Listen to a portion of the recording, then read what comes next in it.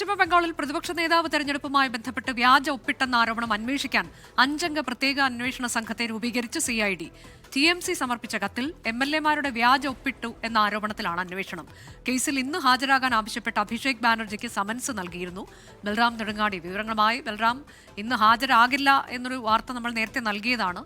എന്താണ് ഇതിൽ CID-യുടെ തുടർ നടപടി?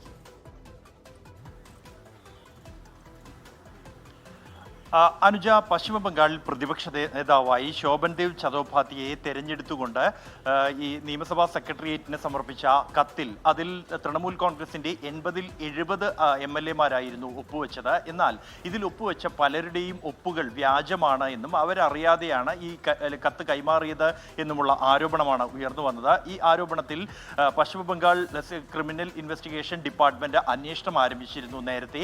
ഈ അന്വേഷണത്തിന്റെ ഭാഗമായാണ് അഭിഷേക് ബാനർജിയോട് ചോദ്യം ചെയ്യലിനായി ഹാജരാകാൻ ആവശ്യപ്പെട്ട് സമൻസ് നൽകിയത്. എന്നാൽ പലതവണ ഈ സമൻസ് കൈപ്പറ്റാതെ ഒഴിഞ്ഞു മാറുകയാണ് ഉണ്ടായത് അഭിഷേക് ബാനർജി. ഈ ഒരു പശ്ചാത്തലത്തിലാണ് ഇതിന്റെ അന്വേഷണം കൂടുതൽ വ്യാപ്തിയിലേക്ക് കൊണ്ടുപോകാൻ ലക്ഷ്യം വെച്ചുകൊണ്ട് ഒരു പ്രത്യേക അന്വേഷണ സംഘത്തെ രൂപീകരിച്ചിരിക്കുന്നത്. DIG റാങ്കിലുള്ള ഒരു ഉദ്യോഗസ്ഥന്റെ നേതൃത്വത്തിലായിരിക്കും ഈ അന്വേഷണ സംഘം. 5 പേരടങ്ങുന്ന പ്രത്യേക അന്വേഷണ സംഘത്തിൽ 2 ഇൻസ്പെക്ടർമാരും ഒരു DSP-യും ഉണ്ടാകും.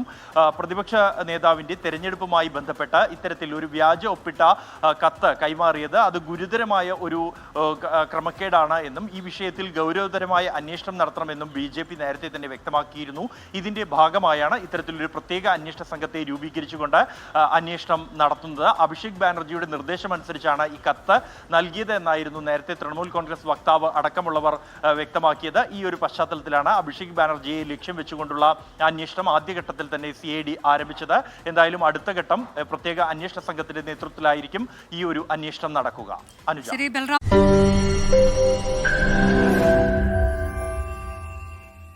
ലോകത്തെവിടെയായാലും ഏത് സമയത്തും 24 വാർത്തകളും ഓഗ്മെന്റഡ് റിയാലിറ്റി പാക്കേജുകളും എക്സ്പ്ലെയിനറുകളും വിശദമായി കാണാൻ ഞങ്ങളുടെ YouTube ചാനൽ നിങ്ങൾക്ക് സബ്സ്ക്രൈബ് ചെയ്യാം.